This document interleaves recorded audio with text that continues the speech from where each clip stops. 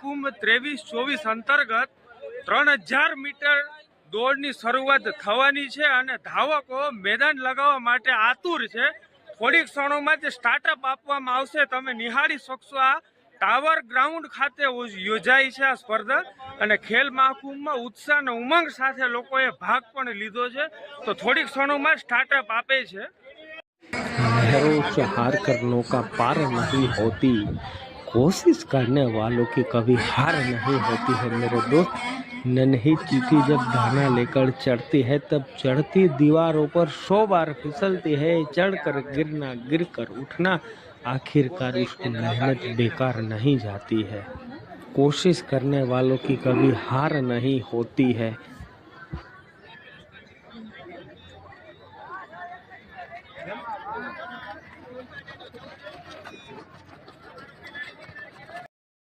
तो फाइनली ત્રણેય નંબર આવી ચૂક્યા છે। 3000 મીટર દોડનું રિઝલ્ટ પણ આવી ચૂક્યું છે અને ત્રીજા નંબરને મેં મહા મુસીબત એકઠા કર્યા। એટલે આપણી સમક્ષ અહીં એક આ ત્રણેયની નોંધ લેજો। માંગરોળના ત્રણેય સ્ટાર છે અને આગળ પણ તેઓ એમની મહેનતથી વધે અને કહેવાય જ છે કે સૌરાષ્ટ્રની ભૂમિ છે એટલે જ્યાં નબળી વાત જ ન હોઈ શકે। આપણે ગિરનારને સર કરી અને આપણો એક કૌશલ્ય બતાડીએ છીએ એવા ત્રણેય યુવાનો તરવરાટ ને હોશથી ભરેલા છે ને આગળ માંગરોળનું પ્રતિનિધિત્વ કરી અને જિલ્લામાં તેઓનું એક નવો પરચમ લહેરાવે। આ એક ધાવકના રૂપમાં ને 2036માં જ્યારે અમદાવાદમાં મોટી ઓલિમ્પિક યોજાવાની છે તો કદાચ આપણા માંગરોળના 2-4 વ્યક્તિઓ પણ ત્યાં જઈ અને આપણું માંગરોળનું પ્રતિનિધિત્વ કરે એવી આશા રાખીએ છીએ। એમાં ભાગ લીધો તમે ગ્રાઉન્ડનો નજારો જોઈ શકો છો। પૂરી રીતના ખચાખચ આખું ટાઉન ગ્રાઉન્ડ ભરેલ છે। હર વર્ષ કરતા આ વર્ષ ઘણા લોકોએ એમાં ભાગ લીધો છે। તો આખી ફરતી કોર તમે જોઈ રહ્યા છો એટલા સ્પર્ધકો છે કે એની કોઈ સીમા નથી ને તમામની અંદર ઉત્સાહ ને કંઈક અલગ જ હોય છે। એટલે આજનું આ સરસ મજાની 3000 મીટરની દોડ પણ ચાલુ છે, એના સ્પર્ધકો પણ જઈ રહ્યા છે।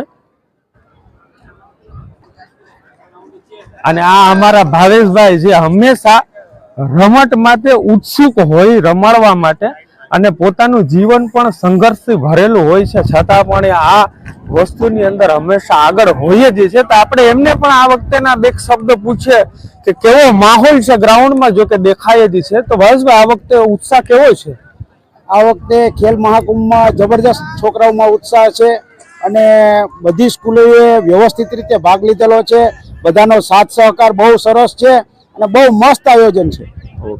સરસ। તો આ ટાવર ગ્રાઉન્ડમાં આયોજન કરવામાં આવ્યું છે અને ખૂબ મોટી સંખ્યામાં લોકોએ ભાગ પણ લીધો છે। હર વર્ષ કરતા આ વર્ષે તમે જોઈ શકો છો આખું ગ્રાઉન્ડ ખચાખચ લોકોથી ભરેલું છે અને એવા ઘણા જૂના ખેલાડીઓને પણ આપને હું મુલાકાત કરાવીશ જેઓ એક સમય તાલુકા અને જિલ્લાના રાજ્ય સુધી માંગરોળનું ગૌરવ વધાર્યું છે। એવા ખેલાડીઓ પણ છે ઘણા, હું તમને એનો પરિચય કરાવીશ।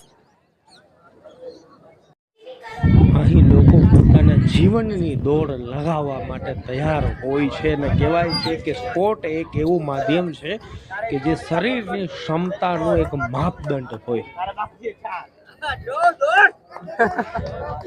હવે કોચ મારી ગઈ।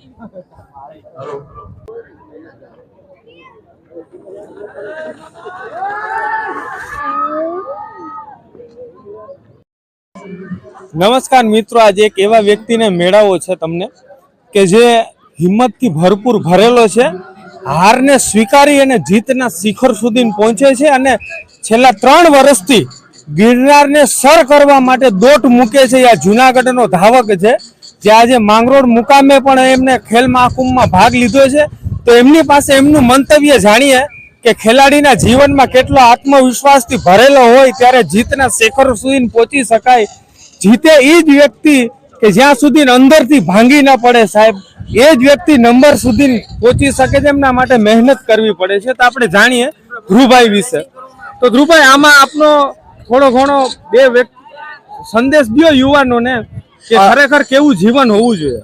જીવન તો એવું હોવું જોઈએ કે અત્યારે તો નોર્મલી ભણવાની સાથે સાથે રમતગમત કે જે રમતગમત છે એ આપણા શરીર માટે તંદુરસ્ત અને આપણે કોઈ પણ જાતનું બીમારીનું કારણ ન બને એના માટે જે રમતગમત, યોગ જેવી કે અલગ અલગ જે હોય પ્રતિયોગિતા એમાં પાર્ટિસિપેટ કરવું એટલે આપણા શરીરનું પણ આખું મુવમેન્ટ અને બેનિફિટ રહે છે. એના માટે આપણે સ્પોર્ટ્સને વધારે મહત્વ આપવું જોઈએ ભણવાની સાથે સાથે. અને કોઈ પણ અટાણે મોબાઈલ વધારે યુઝ થાય છે, બરાબર, બાળકો માટે. મોબાઈલ કરતા તમે રમતગમત જે આવનારા જે યુગ છે એમાં રમતગમત વધારે બેનિફિટ થાય તો આપણા શરીર માટે પણ સારું છે. એના માટે મોબાઈલ આપણી માનસિક સ્થિતિને પણ બગાડવાનું પણ કામ કરે કે આપણો ઇન્ટરેસ્ટ ન જાગે, કારણ કે ભણવામાં ઇન્ટરેસ્ટ ન જાગે કે કેમ કે રમતગમતમાં પણ આપણો ઇન્ટરેસ્ટ ન જાગે, કારણ કે એના માટે છે ને જે રમતગમત એ આપણા માટે બહુ યોગ્ય છે. અચ્છા, બહુ સરસ વાત કરી મોબાઈલ માટેની કે જરૂર પૂરતો જ એમનો ઉપયોગ કરવો, બાકી વધારે ગેમ રમતા રમતા એમાં મગજની મેમરીઓ પણ ખાલી થઈ જાય છે. ક્યારેક આપણે હાલવા માટે મિત્રોને કહીએ કે ચાલો આજ તાવરના ગ્રાઉન્ડમાં હાલવા જવું, તો મોબાઈલ મેલે તો ચાલવા આવે ને. એટલે બહુ સારી વાત કરી છે ધ્રુવભાઈને, પણ આપણે એવા આશા રાખીએ છીએ કે હજી એમની ઇવેન્ટ્સ 2 બાકી છે, એમાં તેઓ નંબર લઈ અને જિલ્લાનું પ્રતિનિધિત્વ કરે અને માંગરોળ તાલુકાનું નામ રોશન કરે. અંડર 14 ને 17 માટેનું શોર્ટ જમ્પ હોય છે.